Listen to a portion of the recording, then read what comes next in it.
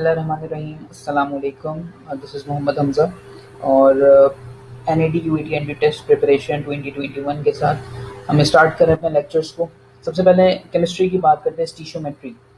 स्टीशियोमेट्री की डेफिनेशन जो है वो अक्सर आ जाती है, वो पूछते हैं कि स्टीशियोमेट्री से क्या मुराद है। तो आपको पता होना चाहिए कि स्टीशियोमेट्री क्या है। कि स्टीशियोमेट्री एक रिलेशन है किस चीज़ का, रिएक्टेंट का और प्रोडक्ट का। बस आपको ये बात पता होनी चाहिए, ठीक है। अच्छा, जो पहला चैप्टर है आपके पास, उसमें फॉर्मूलाज जो हैं वो भी आपको बहुत सारे हैं, लेकिन आपको चंद याद होते हैं। जैसे एक मोल का है कि मोल किसके बराबर होता है, that is mass in gram divide by molecular मास। इसी के बाद है कि अगर हमें मॉलिक्यूल्स निकालने हो, अच्छा पेपर के अंदर मॉलिक्यूल्स भी कह देता है, वो एटम्स भी कह देता है और साथ में पार्टिकल्स की टर्म भी इस्तेमाल करता है। तो वट एवर वो कुछ भी बोले, आपके पास सिंपल फॉर्मूला ये वाला रहेगा। अच्छा, मोलर वॉल्यूम आपको याद होना चाहिए। मोलर वॉल्यूम क्या होता है कि एक मोल के अंदर कितना वॉल्यूम होगा, किसी भी गैस का, किसी भी लिक्विड का। हमारे पास अगर एक मोल है तो उसमें क्या वॉल्यूम होगा, दैट इज 22.4, और कुछ किताबों में 24 DM³ लिखा है, तो हम यहाँ पे दोनों एक्सेप्ट कर सकते हैं। और सबसे मेन बात कि किसी भी चीज़ का एक मोल होगा तो उसके अंदर 6.02 एक्सपोनेंशियल 23 मॉलिक्यूल्स होंगे। मॉलिक्यूल्स या एटम्स आपके पास इसके अंदर मौजूद होंगे, ठीक है। तो इस स्लाइड को आप देखते रहिएगा बार बार, क्योंकि यहाँ से ही काफ़ी सारे सवाल आपके, बल्कि तकरीबन सारे सवाल यहीं से सॉल्व हो जाएंगे। अच्छा जी, चलते हैं कि पेपर में किस तरह के सवाल आ रहे होते हैं। अब पेपर के अंदर जैसे पहला सवाल है, what is the mass of 2 moles of H2S। 2 moles of H2S की बात कर रहे हैं। तो हमेशा सबसे पहला हमारा काम ये होगा कि हम सबसे पहले रेलिवेंट डेटा तो देखें कि हमारे पास जो डेटा गिवन है वो क्या है। हमारे पास हाइड्रोजन है, सल्फर है, ठीक है, और उसका हमें मास जो निकालना है वो 2 मोल्स का निकालना है। अब देखते हैं कि हम इसको किस तरीके से करेंगे। अच्छा जी, हमें सबसे पहले एटॉमिक मास पता है हाइड्रोजन का, दैट इज 1। सल्फर का पता है 32। हम H2S का जब मॉलिक्यूलर मास निकालेंगे तो वो किस तरीके से निकालेंगे, दैट इज 2 × 1 प्लस का 32, ये हमारे पास 34 हो गया। 34 हमारे पास ये आ गया। और एक मोल का जो मास है दैट इज 34, और 2 मोल्स का हमारे पास कितना हो जाएगा, 68 ग्राम्स। तो इस तरह का सवाल भी पेपर में आ जाता है, तो आपको जिस मोल्स और मास का रिलेशन अच्छा आना चाहिए। नेक्स्ट, ये सवाल आप लोगों के लिए नया होगा थोड़ा सा, और ये NAD में फ्रीक्वेंटली पूछा जाता है, that what is the percentage of sodium in sodium hydroxide. Sodium की परसेंटेज बता दें सोडियम हाइड्रोक्साइड में कितनी होगी। तो अगेन कोई फॉर्मूला यूज नहीं करते, सबसे पहले ये देखते हैं कि किसी भी चीज़ की परसेंटेज कैसे निकालते हैं। फॉर एग्जाम्पल, आपका अगर रिजल्ट आता है तो मैं आपसे कहता हूँ कि भाई ओवरऑल आपकी 70% है, लेट सपोज, और आप मुझे ये बता दें कि मैथ्स में क्या परसेंटेज है, तो आप किस तरीके से निकालते हैं परसेंटेज। तो ज़रा सोचें इस बारे में, मैं बताता हूँ आपको। इसका स्टेप सबसे पहले क्या होता है कि आपको जिस भी चीज़ को फाइंड आउट करना होता है ना, आप उसका जो मास है, फॉर एग्जांपल कि हमें सोडियम फाइंड आउट करना है तो हम सोडियम का मास ऊपर रखेंगे, दैट इज 23। हम इसका मास जो है हम इसको ऊपर रखेंगे पहले, और टोटल का जो मास है यानी सोडियम हाइड्रोक्साइड, इसका इन टोटल हम उसको डिनोमिनेटर में रखेंगे। ये बात यहाँ मेंशन है कि इसको डिनोमिनेटर में हम रखेंगे। तो percentage of sodium in sodium hydroxide हम कैसे निकालेंगे, दैट इज 23 डिवाइडेड बाई 40, और हमारे पास ये आंसर है। ये आप चेक भी कर सकते हैं। अगेन, जो भी चीज़ आपने निकालनी है, जितना भी बड़ा कंपाउंड है आपके पास, फॉर एग्जांपल ब्लू विट्रियोल है आपके पास, ये मैं एक असाइनमेंट आपको दे रहा हूँ, मैंने यहाँ पे लिखा नहीं है। आप क्या करें, आप ब्लू विट्रियोल का निकालें, ठीक है। ब्लू विट्रियोल में से आप मुझे बता दीजिए कॉपर का कितना होगा, या सल्फ्यूरिक एसिड में से आप मुझे बता दें कि सल्फर का कितना होगा, ठीक है। कर लीजिएगा, अच्छा प्रैक्टिस हो जाएगी, और इस तरह के सवाल पेपर में आ रहे होते हैं। आगे मूव करते हैं। मोलर वॉल्यूम के बेसिकली ये सवाल आते हैं पेपर के अंदर। अब सवाल ये कि 11.2 DM³ of oxygen gas contains dash moles, यानी कि 11.2 वॉल्यूम है अगर O2 का, तो उसके अंदर मोल्स कितने होंगे। तो आपने एक बात याद रखनी कि जब भी वॉल्यूम और मोल का रिलेशन आएगा तो आपने मोलर वॉल्यूम याद रखना है कि एक मोल के अंदर 22.4 डेसीमीटर क्यूब होता है बस। अगर वॉल्यूम देके मोल पूछ रहा है तो ये आपके पास हो जाएगा 22.4 decimetre cube is equal to 1 mole.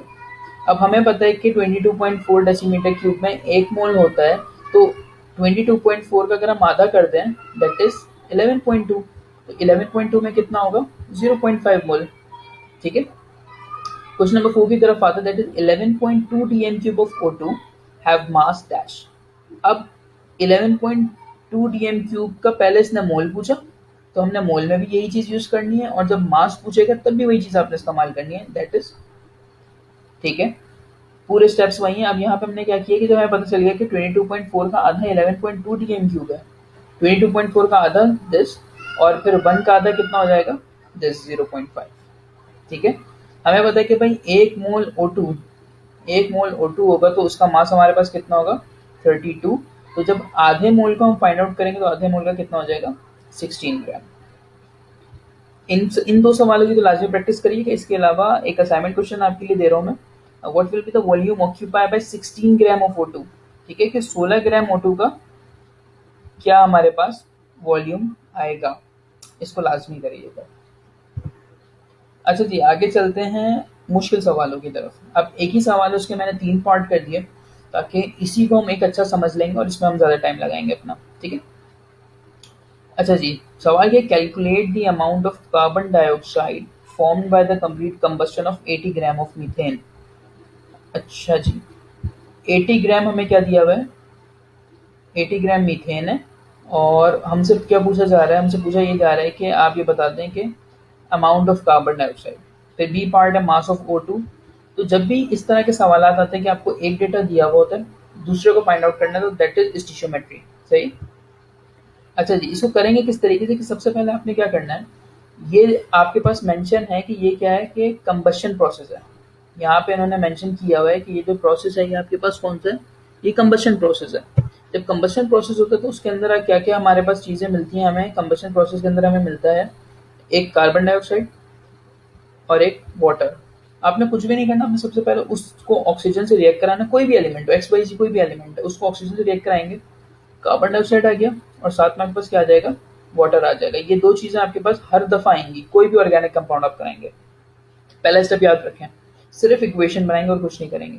Second step में क्या करेंगे, आप इक्वेशन को बैलेंस करेंगे। इक्वेशन को बैलेंस आप चाहे 9 के तरीके से कर लें जो आपने सीखा, या कोई भी आप तरीका देख लें, इजीली आप इसको बैलेंस कर लेंगे। तो अभी तक हमने सिर्फ 2 स्टेप देखे, पहला स्टेप जिसमें हमने इक्वेशन लिखी, दूसरा स्टेप जिसके अंदर हमने इसको बैलेंस किया था। आगे चलते हैं, जनरेटर रिलेशन। अब दो चीजों के दरमियान आप रिलेशन जनरेट करना है, क्योंकि सवाल के अंदर उसमें आपसे क्या पूछा हुआ है कि कार्बन डाइऑक्साइड और मीथेन का रिलेशन है, यानी मीथेन आपके पास रिएक्टेंट है और कार्बन डाइऑक्साइड क्या है आपके पास, प्रोडक्ट है। तो हम इन दो के दरमियान एक रिलेशन जनरेट करेंगे। हमारे पास इक्वेशन आ गई। अब हम इक्वेशन के थ्रू देखते हैं कि मीथेन का जो एक मोल है, मीथेन का एक मोल है यहाँ पे, और कार्बन डाइऑक्साइड के कितने मोल हैं, इसका भी एक मोल है। तो हम ये लिख सकते हैं कि भाई एक मोल मीथेन एक मोल कार्बन डाइऑक्साइड प्रोड्यूस कर रहा है, सिंपल। तो एक मोल जब एक प्रोड्यूस कर रहा है तो 80 ग्राम कितना प्रोड्यूस करेगा, तो 80 ग्राम ऑफ मीथेन में कितने मोल होंगे, 80 ग्राम ऑफ मीथेन के अंदर 5 मोल हो जाएंगे। ठीक है, अब कैसे निकालते हैं, मोल का फॉर्मूला पे लगाया, mass in gram divided by molecular mass. 5 mole आ गए हमारे पास मीथेन के। हमें पता है जब एक मोल एक प्रोड्यूस कर रहा है तो 5 मोल कितने प्रोड्यूस करेंगे, 5 मोल कार्बन डाइऑक्साइड के, तो 5 मल्टीप्लाई बाय 44, तो ये हमारे पास आ गया 220 ग्राम। आई नो कि थोड़ा सा ये आपके लिए डिफिकल्ट हो रहा होगा, लेकिन आप अगेन इसको देखिएगा और अपने तरीके से भी आप कर सकते हैं, कोई इशू नहीं है। मैं आपको एक जस्ट डिटेल वे में समझा रहा हूँ, समझाना मकसद है यहाँ पे। Second, mass of O2 required to burn 80 gram of methane. अब वो कह रहे हैं कि आपने 80 ग्राम मीथेन आपने बर्न करना है, तो आप ये बताएंगे कि कितना आपको ऑक्सीजन यहाँ पे रिक्वायर्ड होगा मास इसका। ठीक है, 1 mole of methane required 2 moles of O2।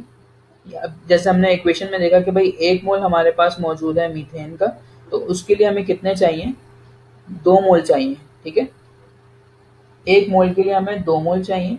तो हमने पीछे कैलकुलेट कर लिया था कि 80 ग्राम में कितने मोल होता है, 80 ग्राम के अंदर 5 मोल होता है, तो 5 मोल के लिए 5 इंटू रूट 10 हो जाएगा, और 10 मोल्स ऑफ O2 हैव 32, यानी 320 ग्राम हमारे पास इसका आंसर आ जाएगा। ठीक हो गया। Next, volume of carbon dioxide and O2। अब हमें ये निकालना है कि कितना वॉल्यूम कार्बन डाइऑक्साइड का आएगा और कितना वॉल्यूम O2 का आएगा हमारे पास। अब देखें, जब भी वॉल्यूम की बात आएगी ना, तो आप क्या करेंगे, मोलर वॉल्यूम लगाएंगे, that is 1 mole is equal to 22.4 decimetre cube. यहाँ पे लिखा हुआ है कि 1 मोल में 22.4 डेसीमीटर क्यूब होते हैं। हमें पता है मीथेन के 5 मोल हैं, सही है, मीथेन के अगर 5 मोल है तो कार्बन डाइऑक्साइड के भी कितना होंगे, 5 मोल होंगे। और 1 mole is equal 22.4 decimetre cube. तो 5 हम बोथ साइड पे मल्टीप्लाई कर देंगे और हमारे पास आंसर क्या आ जाएगा, 112 डीएम क्यूब। तो इस तरह के सवालात पेपर में आ रहे होते हैं फ्रीक्वेंटली, तो कोशिश करिएगा कि आप इनको कर लें। और मैं कुछ असाइनमेंट क्वेश्चंस आपको फॉरवर्ड कर दूंगा इसी में, या मैं अटैच कर देता हूँ, तो उसमें काइंडली देख लीजिएगा। या व्हाट्सएप ग्रुप हमारा, उसके अंदर भी मैं इसके सारे सवाल आपके साथ शेयर करूंगा, आप लोग सॉल्व करिएगा उसको, तो एक बड़ा फ़ायदा हो जाएगा। आप चाहें तो आप इसको जिस तरह से भी डाउनलोड कर लें या फिर अपने पास शेयर कर लीजिएगा इसको। ठीक हो गया? कोई भी चीज़ अगर नहीं समझ आए तो काइंडली मुझे बता दीजिएगा, कमेंट करिएगा, इनबॉक्स, व्हाट्सएप सब कुछ अवेलेबल है। अच्छा, अगेन जो लोग ऐड होना चाहते हैं व्हाट्सएप ग्रुप में और फ्री सर्विसेज अभी लॉकडाउन तक हासिल करना चाहते हैं, वो इस नंबर के ऊपर आप मुझे अपना नाम, अपनी पिक्चर, अपना कॉलेज नेम, फर्स्ट ईयर, ये सारी चीज़ें यहाँ पे मेंशन है, ये सब कुछ आप मुझे अपना भेज दीजिएगा, तो इंशाल्लाह आपको ऐड कर लेंगे। और वीडियोज़ को शेयर कीजिएगा दूसरे लोगों के साथ। और थैंक यू वेरी मच। इंशाल्लाह फिर नेक्स्ट वीडियो के साथ फिर हाज़िर होते हैं। अल्लाह हाफ़िज़।